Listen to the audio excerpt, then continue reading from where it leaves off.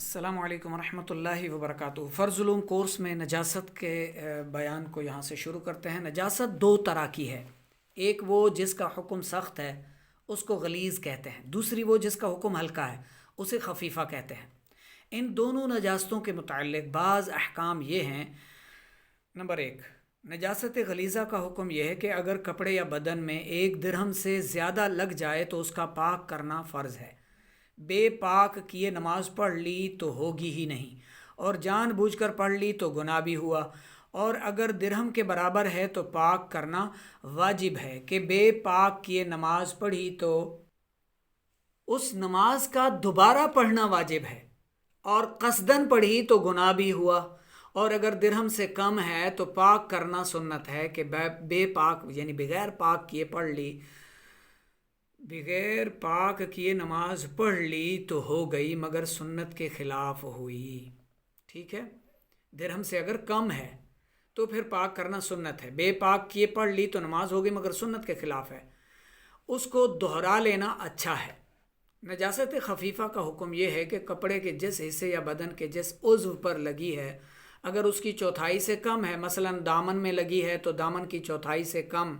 اور آستین میں لگی ہے تو آستین کی چوتھائی سے کم، یوں ہی ہاتھ میں ہاتھ کی چوتھائی سے کم، تو معاف ہے کہ اس سے نماز ہو جائے گی، اور اگر پوری چوتھائی میں ہو تو بے دھوئے نماز نہ ہوگی۔ کون سی نجاست؟ نجاست خفیفہ۔ نمبر 3، نجاست اگر گاڑھی ہو، دل والی ہو، جیسے پخانہ ہے، لید ہے، گوبر وغیرہ، تو درہم کے برابر یا کم یا زیادہ کے معنی ہے کہ وزن میں اس کے برابر یا کم یا زیادہ ہو، اور درہم کا وزن اس جگہ 4.5 ماشا ہے، اور اگر پتلی ہو جیسے آدمی کا پیشاب ہے اور شراب ہے تو درہم سے مراد اس کی لمبائی چوڑائی ہے، اور شریعت میں اس کی مقدار ہتھیلی کی گہرائی کے برابر ہے، یعنی ہاتھ کو سیدھا کر لیں، اس پر پانی ڈالیں تو ہاتھ کے درمیان میں جتنی جگہ پر پانی ٹھہر جاتا ہے اس سے مراد درہم ہے، تقریباً یہاں کے روپے کے برابر ہے۔ نجاست غلیظہ اور خفیفہ کے جو حکم الگ الگ بتائے گئے ہیں یہ اسی وقت ہیں کہ کپڑے یا بدن میں لگے، اور اگر کسی پتلی چیز جیسے سرکہ یا پانی میں گرے تو چاہے غلیظہ ہو یا خفیفہ وہ چیز کل ناپاک ہو جائے گی، وہ ساری چیز ناپاک ہو جائے گی، اگرچہ ایک قطرہ گرے، مثلا پیشاب کا ایک قطرہ پانی کے بڑے مٹکے میں گر گیا تو سارا پانی ناپاک ہو گیا۔ پخانہ، پیشاب، بہتا ہوا خون، پیپ، منہ برقع، حیض و نفاس و استحاضہ کا خون، منی، مزی، ودی، دکھتی آنکھ سے بہتا ہوا پانی، یا ناف اور پستان سے درد کے ساتھ نکلنے والا پانی، دودھ پیتے لڑکے اور لڑکی کا پیشاب، دودھ پینے والے بچے نے جو دودھ ڈال دیا منہ سے نکال دیا، دودھ پیتے ہیں بچے وہ نکال دیتے ہیں، کپڑوں پر گر جاتا ہے، عورتیں کپڑے کو صاف کر رہی ہوتی ہیں دوسرے کپڑے کو بھی ناپاک کر دیتی ہیں، وہ سمجھتی ہیں چھوٹا بچہ ہے اس سے کوئی جو ہے وہ ناپاکی نہیں ہوتی، حالانکہ چھوٹا بچہ جو دودھ پینے والا دودھ پیتا بچہ ہے وہ بھی اگر دودھ ڈال دے، منہ سے نکال دے دودھ پیا ہوا تو ناپاک ہے، نجس ہے۔ ٹھیک ہے، اور منہ بھر ہے، خشکی کے ہر جانور کا بہتا خون، مردار کا گوشت اور چربی، حرام چوپائے جیسے کتا، شیر، لومڑی، بلی، چوہا، گدھا، خچر، ہاتھی، سور کا پخانہ، پیشاب اور گھوڑے کی لید، ہر حلال چوپائے کا پخانہ جیسے گائے، بھینس، گوبر، بکری، اونٹ کی مینگنی، اور جو پرندہ کے اونچا نہ اڑے اس کی بیٹ جیسے مرغی اور بطخ، چھوٹی ہو یا بڑی۔ ٹھیک ہے،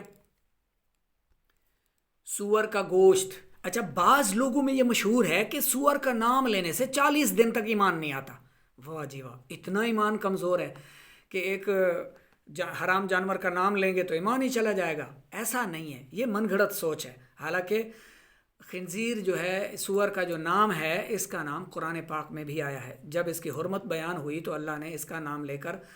فرمایا کہ یہ تم پر حرام ہے۔ ٹھیک ہے، تو اس سے کچھ نہیں ہوتا۔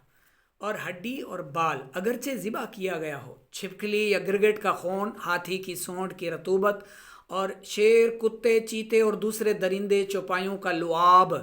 سانپ کا پخانہ، پیشاب اور اس جنگلی سانپ اور مینڈک کا گوشت جن میں بہتا خون ہوتا ہے، یوں ہی ان کی کھال اگرچہ پکائی گئی ہو، یوں ہی حرام جانوروں کا پتا،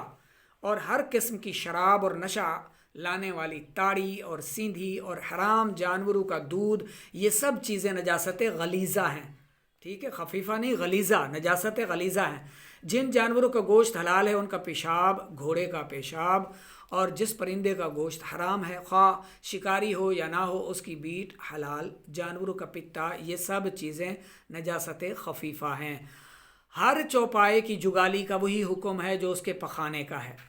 نجاست غلیظہ خفیفہ میں مل جائے تو کل غلیظ ہے، اگرچہ خفیفہ زائد ہو۔ مچھلی اور پانی کے دوسرے جانوروں کا خون، مچھر کا خون اور خچر و گدھے کا لعاب اور پسینہ، اور جو پرندہ حلال اونچا اڑنے والا ہے جیسے کبوتر ہے، مینا ہے، ان کی بیٹ، اور جو خون زخم سے بہا نہ ہو، اور گوشت، تلی، کلیجی میں جو خون باقی رہ گیا ہو، ریشم کے کیڑے کی بیٹ اور اس کا پانی، یہ ساری چیزیں پاک ہیں کہ بدن یا کپڑے پر لگ جائیں تو کپڑا ناپاک نہ ہوگا۔ گوشت، گوشت اور تلی اور کلیجی وغیرہ اگر بہتے خون میں سن جائیں تو ناپاک ہیں، بغیر دھوئے پاک نہ ہوں گی، پہلے انہیں اچھی طرح سے دھو لیجئے۔